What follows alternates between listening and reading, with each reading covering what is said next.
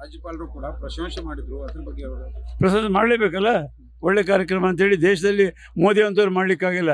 ಎಲ್ಲ ಕಡೆ ಮಧ್ಯಪ್ರದೇಶದಲ್ಲಿ, ರಾಜಸ್ಥಾನದಲ್ಲಿ, ಮಹಾರಾಷ್ಟ್ರದಲ್ಲಿ ಅವರೇ ಘೋಷಣೆ ಮಾಡಿದರು. ಎಲ್ಲಿ ఢಿಲ್ಲಿಯಲ್ಲಿ ಎಲ್ಲಿ ಅವ್ರ ಕಾರ್ಯಕ್ರಮಗಳು ಆಶ್ವಾಸನೆ ಕೊಟ್ಟಂತೆ ಜಾರಿ ಆಗ್ತಿಲ್ಲ. ಆದರೆ ಕರ್ನಾಟಕದಲ್ಲಿ ಶ್ರೀಮಾನ್ ಸಿದ್ದರಾಮಯ್ಯನವರು, ಡಿ ಕೆ ಶಿವಕುಮಾರ್ ನೇತೃತ್ವದಲ್ಲಿ ಚುನಾವಣೆಗಳ ಮೊದಲು ಏನು ಆಶ್ವಾಸನೆ ಕೊಟ್ಟಿದ್ರು 100% ಕೊಡ್ತಾರೆ. ಈಗಾಗಲೇ 1,16,000 ಕೋಟಿ ನಾವು ಡಿಸೆಂಬರ್ 31 ಖರ್ಚು ಮಾಡಿದ್ದೀವಿ. ಪ್ರಮುಖವಾಗಿ MK ಸ್ಟಾಲಿನ್ ಅವರು ಹೇಳ್ತಾರೆ, ತಮಿಳುನಾಡು ಮುಖ್ಯಮಂತ್ರಿ ಅವರು, ಈ ರಾಜ್ಯಪಾಲರ ಭಾಷಣವನ್ನೇ ತೆಗಿಬೇಕು, ಅಧಿವೇಶನ ನಡೆದ್ರೆ ಮೊದಲಿಗೆ ಭಾಷಣ ಮಾಡ್ತಾರಲ್ಲ, ಈಗೆಲ್ಲ ಪ್ರವೃತ್ತಿಯನ್ನೇ ಕೈ ಬಿಡಬೇಕು ಅಂತ ಹೇಳ್ತಾ ಇದ್ದಾರೆ ಸರ್. ಅಲ್ಲ, ಅವ್ರಿಗೆ ಅನಿಸಿದವ್ರು ಹೇಳಿದ್ದಾರೆ. ಈಗ ನಿನ್ನೆ ನಾವು ಸಹಿತ ವಿಧಾನಸಭೆಯಲ್ಲಿ ಹೇಳಿದ್ವಿ. ಅವರು ಕೇಂದ್ರ ಸರ್ಕಾರ, BJP ಸರ್ಕಾರ, ಅವ್ರ ಮೋದಿಯವರ ನೇತೃತ್ವ ಇರತಕ್ಕಂಥ ಸರ್ಕಾರದಲ್ಲಿ ಕೈಗೊಂಬೆಗಳಾಗಿದ್ದರು ರಾಜ್ಯಪಾಲರು. ಅವರು ಕಾನ್ಸ್ಟಿಟ್ಯೂಷನಲ್ ಅಥಾರಿಟಿ, ಅವರು ಕ್ಯಾಬಿನೆಟ್ನಲ್ಲಿ 176 and 163 ಆಫ್ ಕಾನ್ಸ್ಟಿಟ್ಯೂಷನಲ್ಲಿ ಇವೆರಡು ಇದರ ಪ್ರಕಾರ ಏನು ಕ್ಯಾಬಿನೆಟ್ನಲ್ಲಿ ಡಿಸಿಷನ್ ಮಾಡಿ ನಾವು ಕೊಡ್ತೀವೋ ಅದನ್ನು ಓದಲೇಬೇಕು. ಅವರು ಅದ್ರ ವಿರೋಧವಾಗಿ ಇವತ್ತು ನಡ್ಕೊಂಡ್ರು. ಯಾಕಂದರೆ ಮೇಲಿಂದ ಅವ್ರಿಗೆ ಇನ್ಸ್ಟ್ರಕ್ಷನ್ಸ್ ಬಂದಿದೆ. ಹಾಗಾಗಿ ಎಲ್ಲೆಲ್ಲಿ ವಿರೋಧ ಪಕ್ಷಗಳಿದಾವೆ, ಕೇರಳ ಇರ್ಬೋದು, ತಮಿಳುನಾಡು ಇರ್ಬೋದು, ಪಂಜಾಬ್ ಇರ್ಬೋದು, ಹಿಮಾಚಲ ಪ್ರದೇಶ ಇರ್ಬೋದು, ತೆಲಂಗಾಣ ಇರ್ಬೋದು, ಕರ್ನಾಟಕ ಇರ್ಬೋದು, ಇಷ್ಟು ರಾಜ್ಯಗಳಲ್ಲಿ ಗವರ್ನರ್ ಅವ್ರ ಕೈಗೊಂಬೆಯಾಗಿ ಕೆಲಸ ಮಾಡ್ತಾರೆ. ಹಾಗಾಗಿ ಈಗ ಜನರೇ ಅದಕ್ಕೆ ಸರಿಯಾದ ರೀತಿಯಲ್ಲಿ ಸರಿಯಾದ ಸಮಯಕ್ಕೆ ಉತ್ತರ ಕೊಡ್ತಾರೆ. ರಾಜ್ಯಪಾಲರು BJP ಹೇಳಿದಂತೆ ಕೇಳ್ತಾ ಇದ್ದಾರಲ್ಲ, ಹೇಳ್ತಾ ಇದ್ದೀನಿ. ಓಪನ್ ಆಗಿ ನಾವು ಹೊಸನಲ್ಲಿ ಹೇಳಿದ್ದೀನಿ, ನಾನು ಹೇಳಿದೆ ಅವ್ರ ಕೈಗೊಂಬೆಯಾಗಿ ನಡ್ಕೊಳ್ತಾ ಇದ್ದಾರೆ ಅಂತೇಳಿ. ಅವ್ರು ನಾವು ನೋಡಿ ನಿನ್ನೆ ಎಷ್ಟು ಅಗೌರವ ಮಾಡಿದ್ರು ಅಂದರೆ, ಅವರು ಕಾನ್ಸ್ಟಿಟ್ಯೂಷನಲ್ ಅಥಾರಿಟಿಯಾಗಿ ನ್ಯಾಷನಲ್ ಅಂತ ಮಾಡಲೇಬೇಕು. ನ್ಯಾಷನಲ್ ಆಂಥಮ್ ಆಗೋವರೆಗೂ ಅವ್ರು ಇರಲೇಬೇಕಲ್ಲಿ. ಅದು ಅಗೌರವ ತೋರಿಸಿದರು. ಇಡೀ 7 ಕೋಟಿ ಜನರಿಗೆ ಅಗೌರವ ತೋರಿಸಿದ್ದಾರೆ.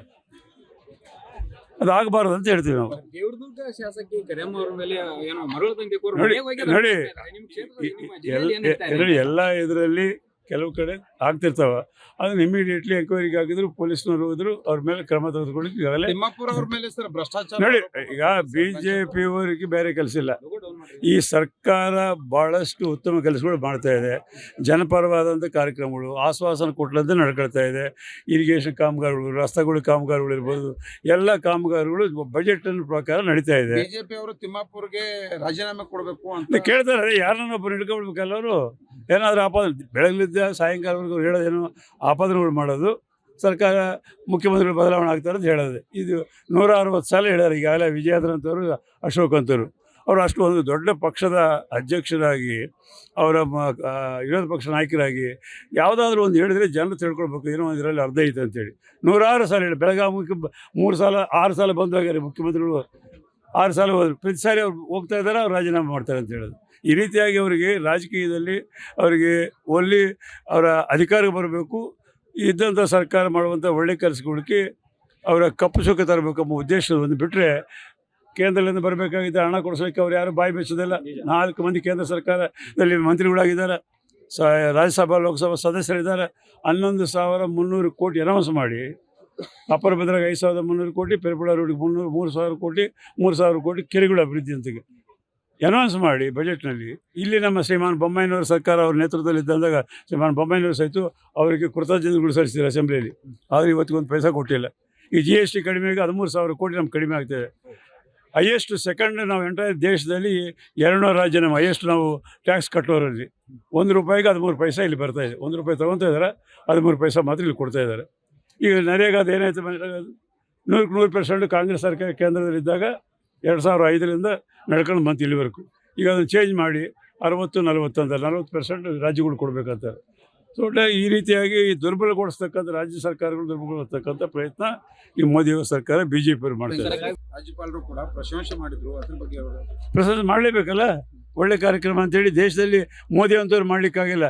ಎಲ್ಲ ಕಡೆ ಮಧ್ಯಪ್ರದೇಶದಲ್ಲಿ, ರಾಜಸ್ಥಾನದಲ್ಲಿ, ಮಹಾರಾಷ್ಟ್ರದಲ್ಲಿ ಅವರೇ ಘೋಷಣೆ ಮಾಡಿದರು. ಎಲ್ಲಿ ఢಿಲ್ಲಿಯಲ್ಲಿ ಎಲ್ಲಿ ಅವ್ರ ಕಾರ್ಯಕ್ರಮಗಳು ಆಶ್ವಾಸನೆ ಕೊಟ್ಟಂತೆ ಜಾರಿ ಆಗ್ತಿಲ್ಲ. ಆದರೆ ಕರ್ನಾಟಕದಲ್ಲಿ ಶ್ರೀಮಾನ್ ಸಿದ್ದರಾಮಯ್ಯನವರು, ಡಿ ಕೆ ಶಿವಕುಮಾರ್ ನೇತೃತ್ವದಲ್ಲಿ ಚುನಾವಣೆಗಳ ಮೊದಲು ಏನು ಆಶ್ವಾಸನೆ ಕೊಟ್ಟಿದ್ರು 100% ಕೊಡ್ತಾರೆ. ಈಗಾಗಲೇ 1,16,000 ಕೋಟಿ ನಾವು ಡಿಸೆಂಬರ್ 31 ಖರ್ಚು ಮಾಡಿದ್ದೀವಿ. ಪ್ರಮುಖವಾಗಿ MK ಸ್ಟಾಲಿನ್ ಅವರು ಹೇಳ್ತಾರೆ, ತಮಿಳುನಾಡು ಮುಖ್ಯಮಂತ್ರಿ ಅವರು, ಈ ರಾಜ್ಯಪಾಲರ ಭಾಷಣವನ್ನೇ ತೆಗಿಬೇಕು, ಅಧಿವೇಶನ ನಡೆದ್ರೆ ಮೊದಲಿಗೆ ಭಾಷಣ ಮಾಡ್ತಾರಲ್ಲ, ಈಗೆಲ್ಲ ಪ್ರವೃತ್ತಿಯನ್ನೇ ಕೈ ಬಿಡಬೇಕು ಅಂತ ಹೇಳ್ತಾ ಇದ್ದಾರೆ ಸರ್. ಅಲ್ಲ, ಅವ್ರಿಗೆ ಅನಿಸಿದವ್ರು ಹೇಳಿದ್ದಾರೆ. ಈಗ ನಿನ್ನೆ ನಾವು ಸಹಿತ ವಿಧಾನಸಭೆಯಲ್ಲಿ ಹೇಳಿದ್ವಿ. ಅವರು ಕೇಂದ್ರ ಸರ್ಕಾರ, BJP ಸರ್ಕಾರ, ಅವ್ರ ಮೋದಿಯವರ ನೇತೃತ್ವ ಇರತಕ್ಕಂಥ ಸರ್ಕಾರದಲ್ಲಿ ಕೈಗೊಂಬೆಗಳಾಗಿದ್ದರು ರಾಜ್ಯಪಾಲರು. ಅವರು ಕಾನ್ಸ್ಟಿಟ್ಯೂಷನಲ್ ಅಥಾರಿಟಿ, ಅವರು ಕ್ಯಾಬಿನೆಟ್ನಲ್ಲಿ 176 ಆ್ಯಂಡ್ 163 ಆಫ್ ಕಾನ್ಸ್ಟಿಟ್ಯೂಷನಲ್ಲಿ ಇವೆರಡು ಇದರ ಪ್ರಕಾರ ಏನು ಕ್ಯಾಬಿನೆಟ್ನಲ್ಲಿ ಡಿಸಿಷನ್ ಮಾಡಿ ನಾವು ಕೊಡ್ತೀವೋ ಅದನ್ನು ಓದಲೇಬೇಕು ಅವರು. ಅದ್ರ ವಿರೋಧವಾಗಿ ಇವತ್ತು ನಡ್ಕೊಂಡ್ರು. ಯಾಕಂದರೆ ಮೇಲಿಂದ ಅವ್ರಿಗೆ ಇನ್ಸ್ಟ್ರಕ್ಷನ್ಸ್ ಬಂದಿದೆ. ಹಾಗಾಗಿ ಎಲ್ಲೆಲ್ಲಿ ವಿರೋಧ ಪಕ್ಷಗಳಿದಾವೆ, ಕೇರಳ ಇರ್ಬೋದು, ತಮಿಳುನಾಡು ಇರ್ಬೋದು, ಪಂಜಾಬ್ ಇರ್ಬೋದು, ಹಿಮಾಚಲ ಪ್ರದೇಶ ಇರ್ಬೋದು, ತೆಲಂಗಾಣ ಇರ್ಬೋದು, ಕರ್ನಾಟಕ ಇರ್ಬೋದು, ಇಷ್ಟು ರಾಜ್ಯಗಳಲ್ಲಿ ಗವರ್ನರ್ ಅವ್ರ ಕೈಗೊಂಬಾಗಿ ಕೆಲಸ ಮಾಡ್ತಾರೆ. ಹಾಗಾಗಿ ಈಗ ಜನರೇ ಅದಕ್ಕೆ ಸರಿಯಾದ ರೀತಿಯಲ್ಲಿ ಸರಿಯಾದ ಸಮಯಕ್ಕೆ ಉತ್ತರ ಕೊಡ್ತಾರೆ. ರಾಜ್ಯಪಾಲರು ಬಿಜೆಪಿ ಹೇಳಿದಂತೆ ಕೇಳ್ತಾ ಇದ್ದಾರಲ್ಲ, ಹೇಳ್ತಾ ಇದ್ದೀನಿ, ಓಪನ್ ಆಗಿ ನಾವು ಹೊಸನಲ್ಲಿ ಹೇಳಿದ್ದೀನಿ, ನಾನು ಹೇಳಿದೆ ಅವ್ರ ಕೈಗೊಂಬಾಗಿ ನಡ್ಕೊಳ್ತಾ ಇದ್ದಾರೆ ಅಂತೇಳಿ. ಅವ್ರಿಗೆ ನಾವು ನೋಡಿ ನಿನ್ನೆ ಎಷ್ಟು ಅಗೌರವ ಮಾಡಿದ್ರು ಅಂದರೆ, ಅವರು ಕಾನ್ಸ್ಟಿಟ್ಯೂಷನಲ್ ಅಥಾರಿಟಿಯಾಗಿ ನ್ಯಾಷನಲ್ ಆಂಥಮ್ ಮಾಡಲೇಬೇಕು. ಅದು ನ್ಯಾಷನಲ್ ಆಂಥಮ್ ಆಗೋವರೆಗೂ ಅವ್ರು ಇರಲೇಬೇಕಲ್ಲಿ. ಅದು ಅಗೌರವ ತೋರಿಸಿದರು. ಇಡೀ 7 ಕೋಟಿ ಜನರಿಗೆ ಅಗೌರವ ತೋರಿಸಿದ್ದಾರೆ. ಅದಾಗಬಾರ್ದು ಅಂತ ಹೇಳ್ತೀವಿ ನಾವು. ದೇವದುರ್ಗ ಶಾಸಕಿ ಕರಿಯಮ್ಮ ಅವರ ಮೇಲೆ ಏನೋ ಮರಳು ತಂದೆ ನೋಡಿ ಎಲ್ಲ ಇದರಲ್ಲಿ ಕೆಲವು ಕಡೆ ಆಗ್ತಿರ್ತಾವ. ಅದನ್ನ ಇಮಿಡಿಯೇಟ್ಲಿ ಎಂಕ್ವೈರಿಗೆ ಹಾಕಿದ್ರು, ಪೊಲೀಸ್ನವರು ಹೋದ್ರು, ಅವ್ರ ಮೇಲೆ ಕ್ರಮ ತೆಗೆದುಕೊಳ್ಳಿಕ್ಕೆ ಈಗಾಗಲೇ. ತಿಮ್ಮಾಪುರ್ ಅವ್ರ ಮೇಲೆ ಸರ್ ಭ್ರಷ್ಟಾಚಾರ ನೋಡಿ, ಈಗ BJP ಅವರಿಗೆ ಬೇರೆ ಕೆಲಸ ಇಲ್ಲ. ಈ ಸರ್ಕಾರ ಭಾಳಷ್ಟು ಉತ್ತಮ ಕೆಲಸಗಳು ಮಾಡ್ತಾ ಇದೆ. ಜನಪರವಾದಂಥ ಕಾರ್ಯಕ್ರಮಗಳು, ಆಶ್ವಾಸನ ಕೊಟ್ಟಂತೆ ನಡ್ಕೊಳ್ತಾ ಇದೆ. ಇರಿಗೇಷನ್ ಕಾಮಗಾರಿಗಳು, ರಸ್ತೆಗಳ ಕಾಮಗಾರಿಗಳು ಇರ್ಬೋದು, ಎಲ್ಲ ಕಾಮಗಾರಿಗಳು ಬಜೆಟ್ನ ಪ್ರಕಾರ ನಡೀತಾ ಇದೆ. ಬಿಜೆಪಿ ಅವರು ತಿಮ್ಮಾಪುರ್ಗೆ ರಾಜೀನಾಮೆ ಕೊಡಬೇಕು ಅಂತ ಕೇಳ್ತಾರೆ. ಯಾರನ್ನೊಬ್ಬರು ಹಿಡ್ಕೊಳ್ಬೇಕಲ್ಲ ಅವರು. ಏನಾದರೂ ಆಪಾದನೆ ಬೆಳಗ್ಲಿದ್ದ ಸಾಯಂಕಾಲವರೆಗೂ ಹೇಳೋದೇನು ಆಪಾದನೆಗಳು ಮಾಡೋದು, ಸರ್ಕಾರ ಮುಖ್ಯಮಂತ್ರಿಗಳು ಬದಲಾವಣೆ ಆಗ್ತಾರೆ ಅಂತ ಹೇಳೋದು. ಇದು 160 ಸಲ ಹೇಳ್ಯಾರ ಈಗಾಗಲೇ. ವಿಜಯಾಧರ್ ಅಂತವರು, ಅಶೋಕ್ ಅಂತವರು, ಅವರು ಅಷ್ಟು ಒಂದು ದೊಡ್ಡ ಪಕ್ಷದ ಅಧ್ಯಕ್ಷರಾಗಿ, ಅವರ ವಿರೋಧ ಪಕ್ಷ ನಾಯಕರಾಗಿ ಯಾವುದಾದ್ರೂ ಒಂದು ಹೇಳಿದ್ರೆ ಜನರು ತಿಳ್ಕೊಳ್ಬೇಕು, ಏನೋ ಒಂದು ಇದರಲ್ಲಿ ಅರ್ಧ ಐತೆ ಅಂತೇಳಿ 106 ಸಲ ಹೇಳಿ. ಬೆಳಗಾವಿಗೆ 6 ಸಲ ಬಂದು ಹೋಗ್ಯಾರೆ ಮುಖ್ಯಮಂತ್ರಿಗಳು. 6 ಸಲ ಹೋದ್ರು. ಪ್ರತಿ ಸಾರಿ ಅವ್ರು ಹೋಗ್ತಾ ಇದ್ದಾರೆ, ಅವ್ರು ರಾಜೀನಾಮೆ ಮಾಡ್ತಾರೆ ಅಂತ ಹೇಳೋದು. ಈ ರೀತಿಯಾಗಿ ಅವರಿಗೆ ರಾಜಕೀಯದಲ್ಲಿ ಅವರಿಗೆ ಒಲ್ಲಿ ಅವರ ಅಧಿಕಾರ ಬರಬೇಕು, ಇದ್ದಂಥ ಸರ್ಕಾರ ಮಾಡುವಂಥ ಒಳ್ಳೆ ಕೆಲಸಗಳಿಗೆ ಅವರ ಕಪ್ಪು ಸುಖ ತರಬೇಕು ಎಂಬ ಉದ್ದೇಶವನ್ನು ಬಿಟ್ಟರೆ, ಕೇಂದ್ರದಿಂದ ಬರಬೇಕಾಗಿದ್ದ ಹಣ ಕೊಡಿಸೋಕ್ಕೆ ಅವ್ರು ಯಾರು ಬಾಯಿ ಬೆಚ್ಚೋದಿಲ್ಲ. 4 ಮಂದಿ ಕೇಂದ್ರ ಸರ್ಕಾರದಲ್ಲಿ ಮಂತ್ರಿಗಳಾಗಿದ್ದಾರೆ, ರಾಜ್ಯಸಭಾ ಲೋಕಸಭಾ ಸದಸ್ಯರಿದ್ದಾರೆ. 11,300 ಕೋಟಿ ಅನೌನ್ಸ್ ಮಾಡಿ, ಅಪರ ಭದ್ರಾಗ 5,300 ಕೋಟಿ, ಪೆರಪುಳ ರೋಡಿಗೆ 3,000 ಕೋಟಿ, 3,000 ಕೋಟಿ ಕೆರೆಗಳ ಅಭಿವೃದ್ಧಿ ಅಂತೆಗೆ ಅನೌನ್ಸ್ ಮಾಡಿ ಬಜೆಟ್ನಲ್ಲಿ. ಇಲ್ಲಿ ನಮ್ಮ ಶ್ರೀಮಾನ್ ಬೊಮ್ಮಾಯಿನವರ ಸರ್ಕಾರ ಅವ್ರ ನೇತೃತ್ವದಲ್ಲಿದ್ದಾಗ ಶ್ರೀಮಾನ್ ಬೊಮ್ಮಾಯಿನವರು ಸಹಿತ ಅವರಿಗೆ ಕೃತಜ್ಞತೆಗಳು ಸಲ್ಲಿಸಿದ್ದಾರೆ ಅಸೆಂಬ್ಲಿಯಲ್ಲಿ. ಆದರೆ ಇವತ್ತಿಗೊಂದು ಪೈಸಾ ಕೊಟ್ಟಿಲ್ಲ. ಈ GST ಕಡಿಮೆಗೆ 13,000 ಕೋಟಿ ನಮ್ಗೆ ಕಡಿಮೆ ಆಗ್ತಾಯಿದೆ. ಹೈಯೆಸ್ಟ್ ಸೆಕೆಂಡ್ ನಾವು ಎಂಟೈರ್ ದೇಶದಲ್ಲಿ 200 ರಾಜ್ಯ ನಮ್ಮ ಹೈಯೆಸ್ಟ್ ನಾವು ಟ್ಯಾಕ್ಸ್ ಕಟ್ಟೋರಲ್ಲಿ.